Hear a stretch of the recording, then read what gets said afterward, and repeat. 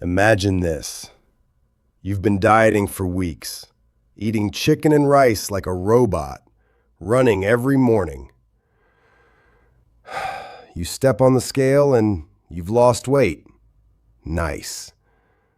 But then you look in the mirror and somehow you look worse, softer, flatter, smaller, but not in a good way. Congratulations. You didn't lose fat, you lost muscle. And it's happening to way more people than you think. Let me fix that.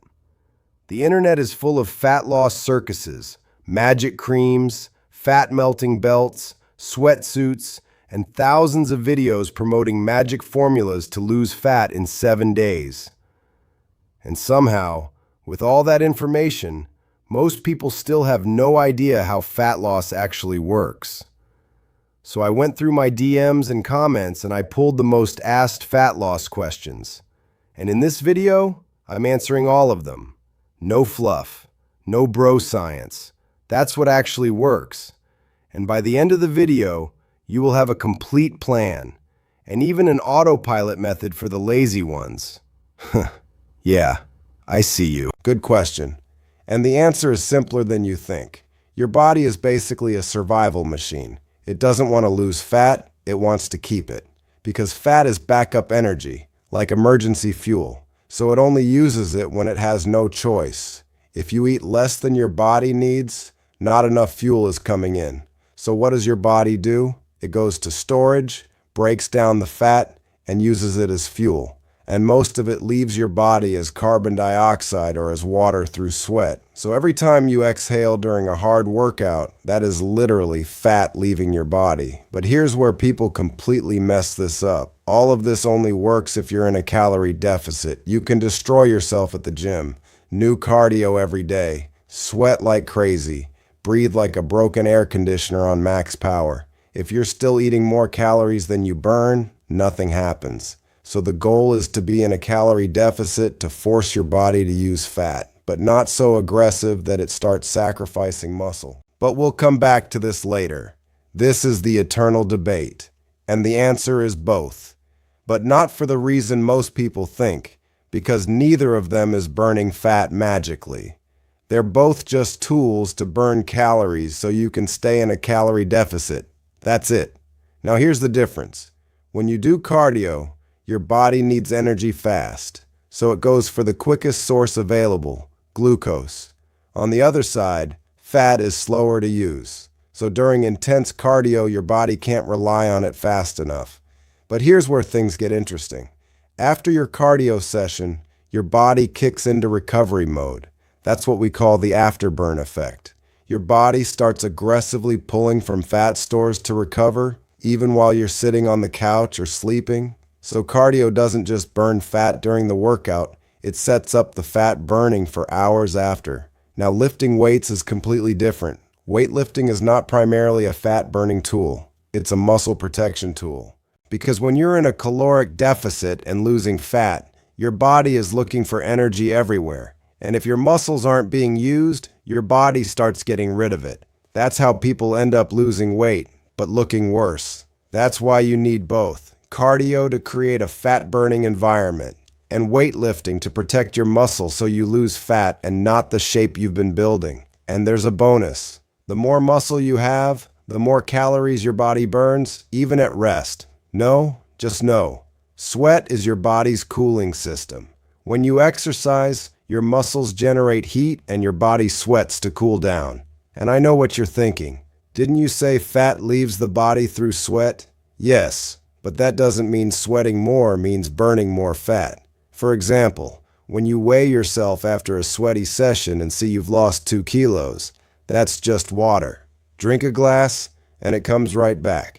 So those sweatsuits and sauna belts, marketing, pure marketing, better save your money. This one hurts because I see it all the time and the answer is simple but brutal. You're losing muscle, not fat. Here's what happens. You cut calories way too hard, your body panics and goes into survival mode. So what does it do?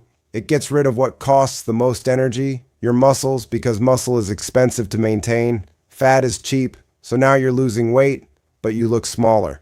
This is what crash diets are a trap. You lose weight on the scale, but you look softer, flatter, and worse in the mirror. The fix: don't slash your calories to nothing. Stay in a moderate deficit and lift weights so your body knows to keep the muscle. And that is exactly why your calories need to be on point, because staying in a moderate deficit sounds simple until you're staring at your plate, wondering if that's 400 or 700 calories. And if you're guessing, you're either eating too much and stalling your fat loss, or cutting too hard and torching the muscle you're working so hard to keep. That's where Cal-AI comes in. It removes all the guesswork. You set your goal in seconds. Cal-AI finds the perfect sweet spot. Not too low where you're basically eating air and losing your gains. Not too high where you're accidentally bulking. Protein, carbs, fats, all broken down for you automatically.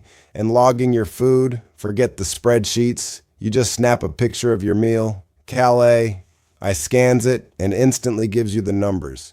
No weighing every grain of rice, no guessing, no math homework before eating. And if something slips through the cracks because even your camera can't decode your grandma's secret recipe, no problem. You can add it manually in seconds so you stay on track. Just type the food, pick it from the database, and your macros update automatically. Then you can get back to the important part: eating your food. Grabbing something on the go, scan the barcode. Calories and macros pop up instantly before the wrap or even hits the trash. And if scanning is not your thing, Cal-AI has a huge database covering everything. Oh, made meal, restaurant dish, something mysterious from the fridge, type it, select it, and it's logged instantly. Because the reason you're losing muscle instead of fat isn't your metabolism. The problem is guessing your calories and hoping for the best. Cal-AI fixes that in literally a few seconds a day. So stop guessing. Download Cal-AI and make sure to use the code CAPTAINWORKOUT for a 3-day free trial. This is the question everyone asks, and I get it. You want to lose fat from your belly, your love handles, or that lower stomach area. But here's the truth: you can't spot reducing fat. That's not how your body works. For example, when you train abs, you're building muscle under the fat, but you're not burning the fat on top of it. So you can basically have strong abs hidden under a layer of fat, like a secret project nobody sees. Your body decides where to burn fat based on genetics, blood flow, and hormone receptors, not based on which muscle you're training. For most guys, fat goes to the belly first and leaves last. For most women, it's hips, thighs, and lower belly. Why? Genetics. And there's also a reason behind it. That lower belly area has worse blood flow, which means fewer fat-burning signals actually reach it. But here's the good news. There are ways to make that process easier. And later in the video, I'll show you exactly how to deal with stubborn fat so you're not stuck with it forever. Short answer: technically yes, but it doesn't matter as much as you think. Because when you train fasted, your body uses a bit more fat for fuel. But the difference is small, like really small. Not the kind of difference that will suddenly turn you into a shredded Greek statue. What actually decides if you lose fat is your calorie deficit and your consistency. If you feel good training fasted, do it.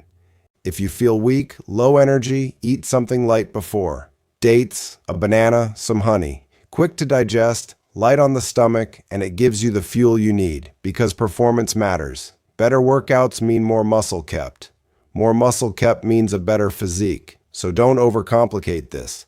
Fasted training is fine, and eating before your training or cardio is fine. Sounds weird, but yes, kind of. Fat loss is a chemical process. Your body uses oxygen to break down fat into energy. That's called oxidation. So yes, oxygen is part of the equation, but don't get it twisted. If you're not in a calorie deficit, you can breathe like Darth Vader all day long. Nothing is happening. Breathing is optimization, not the main driver. But when your breathing is controlled, you perform better, you last longer, you stay in that effort zone without panicking, and that means more work done, more calories burned, so better fat loss over time. All right, now we get to the part where most people overcomplicate everything. Macros, meal timing, carb cycling, keto, relax. You don't need a PhD in nutrition to get lean. You need a system you can actually follow. So here are the simple rules. Rule number 1, stay in a slight calorie deficit. Notice I said slight. You don't need to starve. You don't need to eat like a rabbit. Just eat a bit less than usual. Smaller portions, less snacking, fewer just one bite moments that turn into 500 calories. Rule number 2, eat enough protein. Eggs, meat, fish, Greek yogurt. Protein keeps you full, protects your muscle, and the more muscle you keep, the better your physique looks when the fat goes down. Rule number 3, eat fiber. Vegetables, fruits, whole food. Fiber is your secret weapon. It fills you up without adding a ton of calories. It kills cravings, and it keeps your digestion on point. Rule number 4, drink water. 3 to 4 liters a day. Yes, it sounds like a lot, but no, you're not going to drown. Water is involved in basically every process in your body: energy, digestion, fat loss, everything. Also, half the time you think you're hungry, you're just dehydrated. So drink first, then decide. Rule number 5, cut the junk. Processed food, sugary snacks, liquid calories. Look, you don't need to be perfect, but if your diet is 80% junk, don't expect results, because those quick little snacks, they add up fast. That's how people stay stuck. Not because they eat too much at meals, but because they snack all day without realizing it. Rule number 6, sleep. 7 to 8 hours. Yeah, I know, not sexy, not exciting. But if your sleep is trash, your fat loss will be too. Your hormones get messed up, your cravings go up, your recovery goes down, and suddenly you're tired, hungry, and making bad decisions all day, which is the perfect recipe to stay the same. So fix your sleep, because fat loss isn't just about what you do in the gym. It's about what your body does when you're not there. I know some of you are waiting for the shortcut. No tracking, no crazy cardio, no living in the gym, just results with the least effort possible. Good news, there is a lazy way. Bad news, it's not magic. It's just smart habits done consistently. So here's the system. Phase 1, move more without working out. You don't need to destroy yourself on a treadmill. Just move more during your day and aim for at least 7,000 to 10,000 steps a day. Take your calls while walking. Use the stairs, park a bit further. All these small moves, they don't feel like effort, but they add up. Because fat loss is not just about that one workout. It's about how much you move across the entire day. You stay active, your metabolism stays active, simple. Phase 2, eat smarter, not less. Most people try to eat less and fail because they go from normal eating to survival mode. Then they binge. So instead, eat smarter, slow down your meals. Stop eating when you're about 80% full. Add protein to every meal, and swap junk for real food when you can. You don't need to be perfect. You just need to be slightly better every day. And over time, that compounds. Again, I also explain the exact strategy I've personally used to reach 10% body fat and easily keep it all year round in the Hero Project. Phase 3, sleep like you mean it. Yep, sleep again.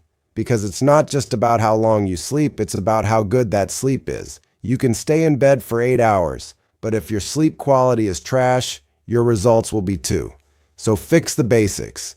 Keep your room cool, make it as dark as possible, no phone 30 minutes before bed, and go to sleep at the same time every night. That's how you set your body's rhythm.